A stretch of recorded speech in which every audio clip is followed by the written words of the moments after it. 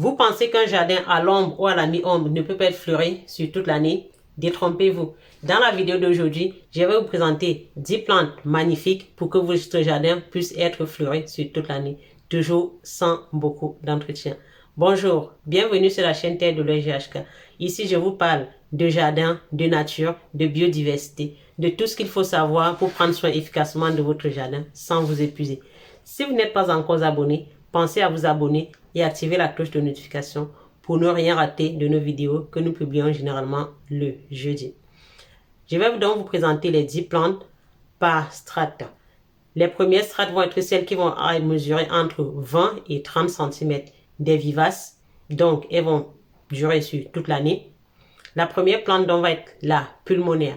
La pulmonaire est cette plante qui a un feuillage vert tacheté avec une floraison sur la même âme florale, bleu, rouge, rose sur la même âme florale. Floraison hivernale qui s'étale jusqu'au printemps.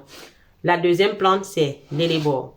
L'intérêt de l'hellebore avec une floraison blanche ou pourpre, suivant la variété d'hellebore que vous mettez dans votre jardin. Vous avez plusieurs variétés d'hellebore donc, avec une floraison, comme je viens de le dire, blanche et pourpre. Floraison hivernale pour l'hellebore, très hivernale pour la floraison de l'hellebore.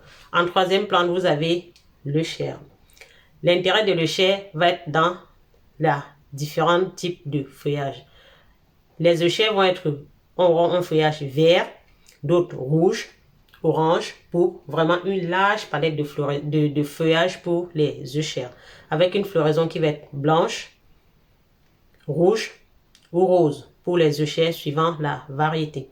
Les œillets donc, feuillage vraiment très gracile. Magnifique floraison qui danse vraiment au vent. J'ai souvent l'habitude de les tresser tellement ils sont hauts. Et vraiment, c'est juste la rame florale qui monte haut. Mais le feuillage reste assez bas. Troisième plante donc, le chêne. En quatrième plante, on a l'hosta. L'hosta aussi, magnifique feuillage. Vous avez des feuillages qui vont être grands, des feuillages tout petits, des feuillages qui vont être verts bordés de jaune. Vraiment très large palette de feuillage pour les hostas, avec une floraison qui va être soit blanche ou violette. Floraison plutôt en été, une floraison qui va être estivale et qui peut s'étaler jusqu'en automne. Très large suivant la variété d'hosta que vous mettez dans votre jardin. En cinquième plante, on a le géranium, Géranium macrorhizome, qui est vivace et qui fait office aussi de couvre-sol. Très joli dans les jardins à l'ombre ou à la mi-ombre. On va passer donc à la strate beaucoup plus haute, entre 1,50 m et 3 m. Dans les plantes qui vont être dans cette zone-là, on a le camélia qui va avoir une floraison hivernale. En palette de couleurs, vous allez avoir des camélias qui vont fleurir blanc, d'autres rouges, d'autres roses, vraiment d'autres blancs, bon, avec un peu de rouge dedans.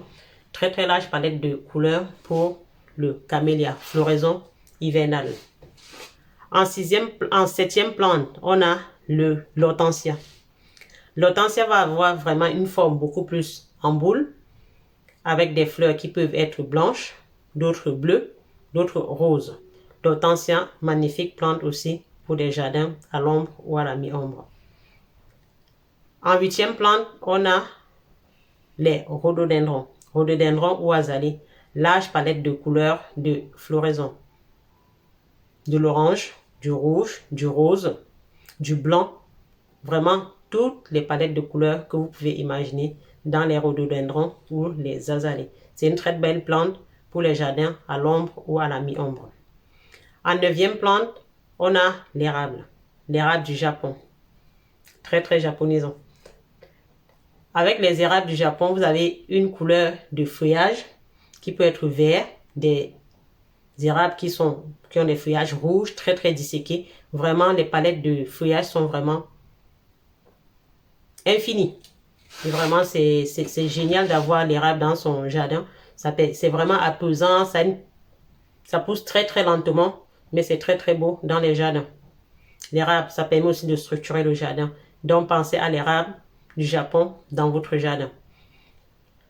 En dixième plante, on a l'Akebia kinata. L'Akebia kinata va être une grimpante qui fleurit en hiver, vous avez des fleurs qui sont rouges ou des fleurs blanches. Et à la fin de la floraison, vous avez des fruits qui peuvent être comestibles par les oiseaux. Donc, pensez à la Kebia Kinata. Si vous avez un treillis ou au fond de votre jardin, un treillis pour pouvoir faire grimper cela dessus. Ou aussi une hache. Si vous avez une hache, pourquoi pas faire grimper la Kebia Kinata dans votre jardin. Elle a des fleurs qui sont parfumées et qui donnent des fruits. Donc, la Kebia Kinata. Pour ceux qui sont restés jusque-là, et je vous remercie d'être restés jusqu'à ce niveau, les astuces bonus. Donc, quand vous construisez votre jardin, quand vous l'aménagez, pensez aux strates. C'est pour ça que je vous ai présenté les plantes avec différentes hauteurs. Donc, vous pensez à la plante qui va être haute, celle qui va être beaucoup plus basse en dessous. Donc, mixez toujours les strates et pensez à mixer les plantes qui vont être caduques et des plantes qui vont être persistantes pour toujours apporter de la vie dans votre jardin. L'autre astuce, c'est le paillage. Même si le jardin il est ombragé, pensez toujours à pailler. Cela permet de diminuer l'arrosage, limiter l'évapotranspiration. Je vous recommande d'aller regarder la vidéo sur le paillage et aussi la dernière vidéo sur l'aménagement des balcons et des terrasses. Donc, le paillage en astuce. Pensez toujours à pailler votre jardin. Je dis toujours à ceux qui m'achètent des plantes sur les marchés ou les foires, on plante, on paille et on arrose. Et là, on n'a plus beaucoup de travail. Donc, pensez au paillage dans votre jardin.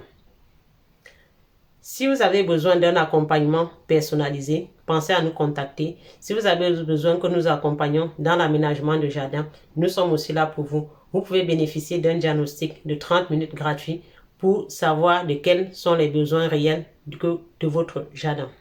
Merci de nous avoir regardé jusqu'à la fin. Pensez à vous abonner, à liker, à partager. Et à bientôt pour de nouvelles vidéos. Prenez soin de votre jardin et il prendra soin de vous. À bientôt.